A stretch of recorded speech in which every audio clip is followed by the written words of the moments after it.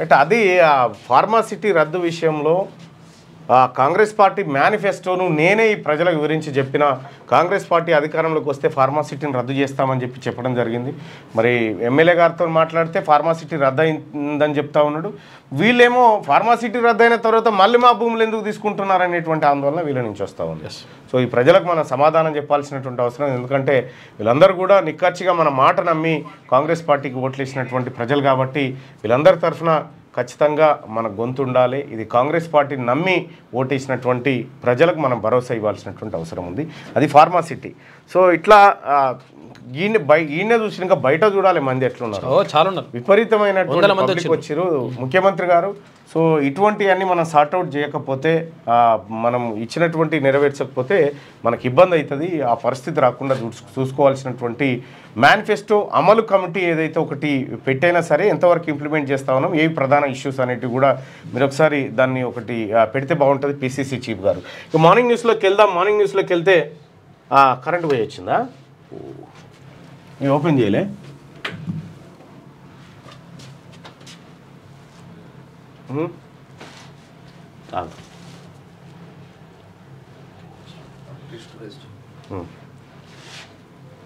Right,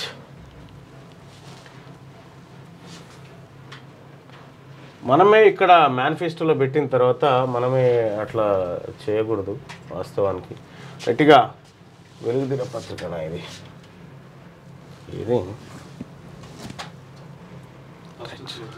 right. వెలుగు దినపత్రికలో ఉన్నటువంటి వార్తల్ని చూద్దాం ఒకసారి. స్వర్ణకాంతుల్లో యాదగిరిగుట్ట దివ్య విమాన బంగారు గోపురాన్ని ఆవిష్కరించిన సీఎం రేవంత్. ఘనంగా మహాకుంభాభిషేకం సంప్రోక్షణ పూజల్లో పాల్గొన్న సీఎం దంపతులు. వేదాశీర్వచనం అందజేసిన ఆలయ అర్చకులు. నారసింహుడి నామస్మరణలతో పులకించిన గుట్ట. దేశంలో ఎత్తైన 5 అంతస్తుల మొదటి స్వర్ణతాపడం గోపురం ఇదే అంటూ దేశంలోనే ఎత్తైన 5 అంతస్తుల స్వర్ణ తాపడం, ఇది బంగారు తాపడంతో చేసినటువంటి గోపురం ఇది. ఆ గోపురానికి సంబంధించినటువంటి విజువల్స్ను లేవన్నా ఈ రీస్టోర్ గుడ్ చూద్దాం. ఇక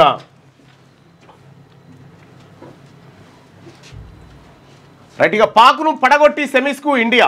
ఛాంపియన్ ట్రోఫీలో పాకిస్తాన్పై ఘన విజయం. విరాట్ కోహ్లీ సూపర్ సెంచరీ రాణించిన శ్రేయాస్ గిల్. 6 వికెట్ల తేడాతో చిత్తుగా ఓడిన పాక్.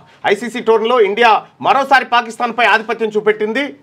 ఒక కెమెరా లైవ్ కిట్ రెడీ చేసుకోండి అక్కడ కరీంనగర్. రైట్, ఆధిపత్యం చూపెట్టింది. చేసింగ్లో విరాట్ కోహ్లీ శ్రేయస్ అయ్యార్ దంచి కొట్టడంతో ఆ ఛాంపియన్ ట్రోఫీలో ఆదివారం జరిగిన 2వ లీగ్ మ్యాచ్లో టీమిండియా 6 వికెట్ల తేడాతో పాక్ను చిత్తు చేసింది. దీంతో ఆడిన 2 మ్యాచ్ల్లో నెగ్గిన రోహిత్ సేన దర్జాగా సెమీస్లోకి అడుగు పెట్టగా టోర్నీ నుంచి పాక్ నిష్క్రమించింది. ముందుగా పాకిస్తాన్ 241 రన్స్కు ఆల్అౌట్ అయింది.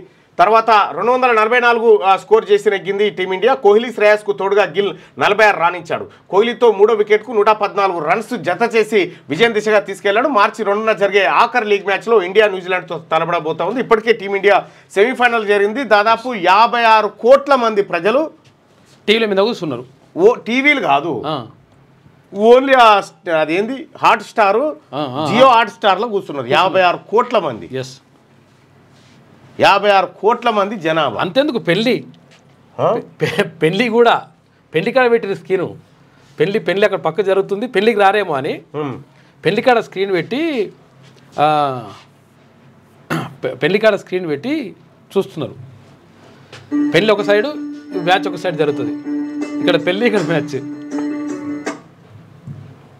పెళ్ళి ఒక సైడ్, మ్యాచ్ ఒక సైడ్. ఇట్లా అయితేనే వస్తున్నాడు పెళ్ళికి రావాలట, లేకపోతే పబ్లిక్. అందుకని ఇప్పుడు వాళ్ళు మాట్లాడతారు, స్క్రీన్లో పెట్టింది. ఇదే రోజు ఇండియా పాకిస్తాన్ మ్యాచ్ ఉండడం వలన మేమందరం కూడా ఈ పెళ్ళికి వచ్చినటువంటి మా ఫ్రెండ్స్ అందరం కలిసి మా ఫ్రెండ్ పెట్టినటువంటి కెమెరా ఏదైతే ఉన్నదో అదే పెళ్ళికి లైవ్లో ఇక్కడ స్క్రీన్ పెట్టి మేమందరం కూడా మా ఫ్రెండ్స్ అందరం మ్యాచ్ చూడడం మాకు చాలా సంతోషకరంగా అనిపిస్తున్నది. మా ఫ్రెండ్ పెళ్ళి కూడా పక్కకే ఉండి మా ఫ్రెండ్ పెళ్ళిని మిస్ అవుతలేము, ఇటు మన ఇండియా పాకిస్తాన్ మ్యాచ్ కూడా మేము మిస్ అవుతలేమని ఇట్లున్నది కథ. నిన్న బంగారు తాపడానికి సంబంధించినటువంటిది విజువల్ చూడొచ్చు. మనం ముఖ్యమంత్రి రేవంత్ రెడ్డి గారు అలాగే కుటుంబ సమేతంగా వెళ్ళి ఆ కార్యక్రమంలో పాల్గొనడం జరిగింది. యాక్చువల్గా నిన్న నేను ఈ కార్యక్రమానికి అటెండ్ అయ్యేది ఉండే, కానీ కొమిరెల్లిలో అంతకంటే ముందే ఒక వారం రోజుల క్రిందే దేవుడికి సంబంధించినటువంటి ఒక మొక్కు ఉండే, దాంట్లో భాగంగా వెళ్ళడంతో ఇక్కడ ఆలస్యం జరిగింది. నిన్న ముఖ్యమంత్రి గారు ఈ కార్యక్రమంలో పాల్గొని ఇది ఓపెనింగ్ చేశాడు. ఇక ఇదే వెలుగు దినపత్రికలో ఒకరోజు సైంటిస్ట్గా మారండి, నేషనల్ సైన్స్ డే సందర్భంగా 1 డే సైంటిస్ట్గా మారాలని పిల్లలు యువతకు ప్రధాని మోడీ మన్ కీ బాత్లో పిలుపునిచ్చారు. ఆదిలాబాద్కు చెందినటువంటి ప్రభుత్వ టీచర్ టొడసం కైలాస్ అంతరించిపోయే దశలో ఉన్న కొలామీ భాష పరిరక్షణకు ఏఐ టూల్స్తో పాటను కంపోజ్ చేయడాన్ని ప్రశంసించినట్టు ప్రధాని. ఒకరోజు సైంటిస్ట్గా మారండి, ఈవీఎంల సైంటిస్ట్గా మారితే అసలు కథ బయటకు వస్తుంది. ఒకరోజు 18 కిలోమీటర్ల నేల మీదే మెట్రో పరుగులంట. ఫ్యూచర్ సిటీకి 3 విధాలుగా మెట్రో పరుగులు పెట్టనుంది. అండర్ గ్రౌండ్, తర్వాత ఎలివేటెడ్, తర్వాత ఎట్ గ్రేట్ మార్గాల్లో మెట్రో రైళ్లు నిర్మించనున్నారు. ఎయిర్పోర్ట్ నుంచి ఫ్యూచర్ సిటీకి 40 కిలోమీటర్ల నుంచి 40 కిలోమీటర్లు 40 నిమిషాల్లో చేరేలా కారిడార్ రూపొందిస్తున్నట. రైట్గా ఎట్లున్నారో ఏమో ఎస్ఎల్బిసి టన్నెల్లో చిక్కుకున్న కార్మికుల సేఫ్టీపై ఆందోళన, సహాయ చర్యలకు ఆటంకం, స్పాట్కు వెళ్ళలేకపోతున్న రెస్క్యూ టీమ్స్. ఎప్పటికప్పుడు పరిస్థితిని సమీక్షిస్తున్న సీఎం రేవంత్ కాపాడేందుకు అన్ని ప్రయత్నాలు చేయాలని ఆదేశం. ప్రమాద ప్రాంతంలో పెద్ద ఎత్తున బురద, మట్టి, 200 మీటర్ల పొడవునా పేరుకుపోయిన శిథిలాలు, మరోవైపు నిరంతరాయంగా ఉబికి వస్తున్న నీటి ఊట, గంటకు దాదాపు 10,000 లీటర్ల నీళ్లు, 10,000 లీటర్లు వస్తున్నాయట. 13.8 కిలోమీటర్ల వరకే వెళ్ళగలిగిన రెస్క్యూ బృందాలు, కూలిన స్లాబు, మట్టిని తొలగించేందుకు ప్రయత్నాలు, రంగంలోకి army, NDRF, SDRF, HYDRAA, fire teams. దగ్గరుండి సహాయక చర్యలను పర్యవేక్షిస్తున్న మంత్రి ఉత్తమ్ చూపల్లి. ఎస్ఎల్బిసి టన్నెల్లో చిక్కుకున్న 8 మంది కార్మికులు ఎట్లున్నారో ఏమోనని ఆందోళన నెలకొన్నది. టన్నెల్ పైకప్పు కూలిన ప్రాంతంలో పెద్ద ఎత్తున బురద, రాళ్లు పేరుకుపోవడంతో ఆ చోట సొరంగం మొత్తం పుడికపోయింది.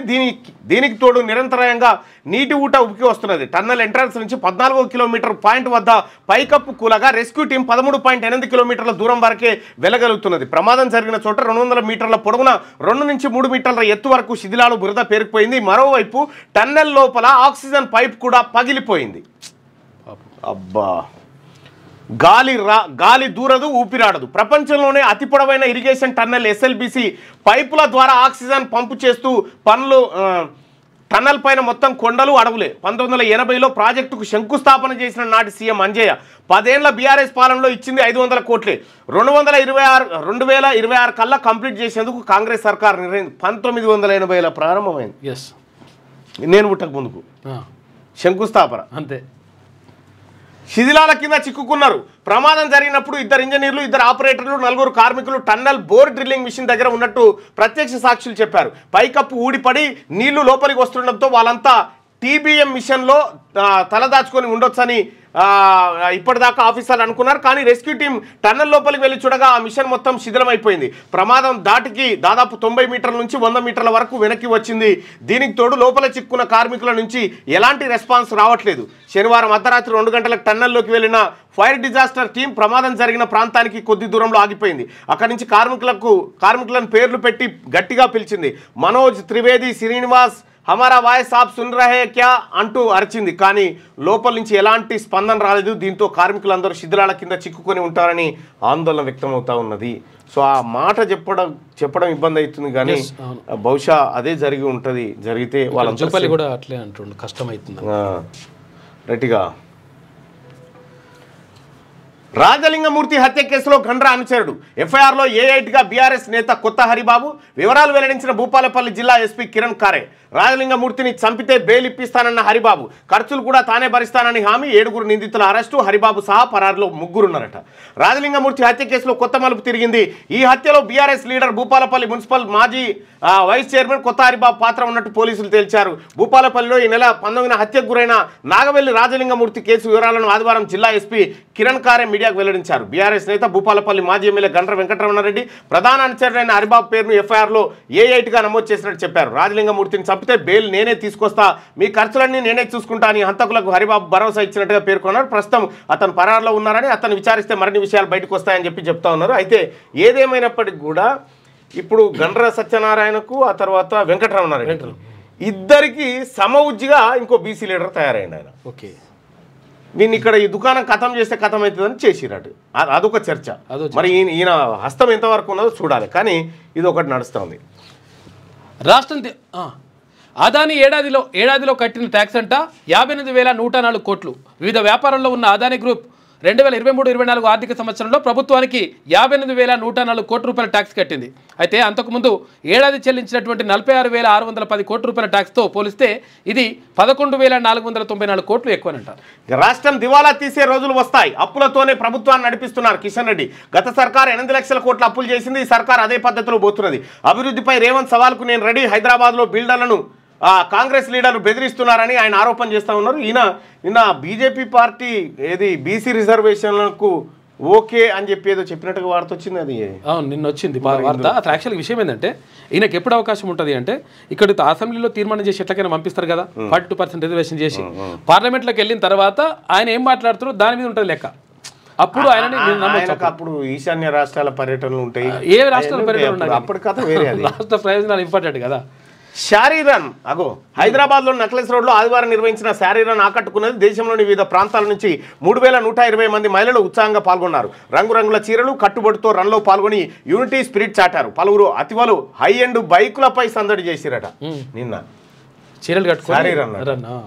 కొత్త ఆవిష్కరణలకు వేదిక బయో ఏషియా. రేపు ఎల్లుండి HICCలో సదస్సు. హాజరు కానున్న 50 దేశాలకు చెందిన 3,000 మంది ప్రతినిధులు. ఈసారి ప్రత్యేకంగా ఇన్నోవేషన్ జోన్ ఏర్పాటు చేయబోతా ఉన్నారట.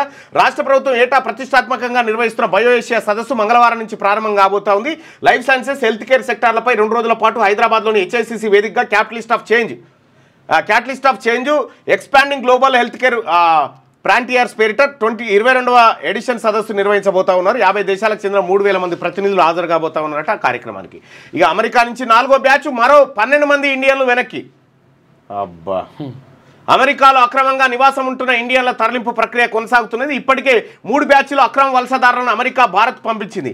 ఆదివారం 4వ బ్యాచ్ ఇండియాకు చేరుకుంది. ఇందులో మొత్తం 12 మంది ఇండియన్లు ఢిల్లీ ఎయిర్పోర్ట్లో దిగారు. వీరు వయా పనామా మీదుగా ఇండియాకు చేరుకున్నారని అధికారులు వెల్లడించారు. 12 మందిలో 4 పంజాబ్లోని అమృత్సర్కు వెళ్లారని తెలిపారు. ఫిబ్రవరి 5న ఫస్ట్ బ్యాచ్లో భాగంగా 104 మంది ఇండియన్స్ వలసదారులను అమృత్సర్కు తరలించిన సంగతి తెలిసిందే. మరోవైపు అక్రమ వలసదారుల చేతులు కాళ్లకు అమెరికా సంఖ్యలు వేసి తరలిస్తున్నారన్న ఆరోపణలపై కేంద్ర ప్రభుత్వం స్పందించింది. నరేంద్ర మోడీ గారు ఇంతతో పంతతో గిదాపలేకపోతున్నా. మరి గంట మోడీ గారితో మాట్లాడి విశ్వగురు అని చెప్పుకుంటున్నటువంటి నరేంద్ర మోడీ గారు గిది ఆపలేకపోతా ఉన్నాడు. సరే, అది ఆపలేకపోయాడు కానీ ఇదే పరిస్థితి. అదాని కేసులు మాత్రం ఆపగలిగాడు. అదొక్కటి. ఇండియాకు డబ్బులు ఇవ్వాల్సిన అవసరం లేదు. ఇప్పటికే భారీగా ట్యాక్సులతో అమెరికా నుంచి లాభపడ్డది ట్రంప్. మళ్ళీ ఆ దేశంలో ఎలక్షన్స్ కోసం ఎందుకు నిధులు ఇవ్వాలని కామెంట్ చేసినట. మంచిగా వాడు సోపర్ చేస్తే అంతుండు అంతే. ఇగో ఇది వెలుగు దినపత్రికలో ఉన్నటువంటి వార్తలు. ఇక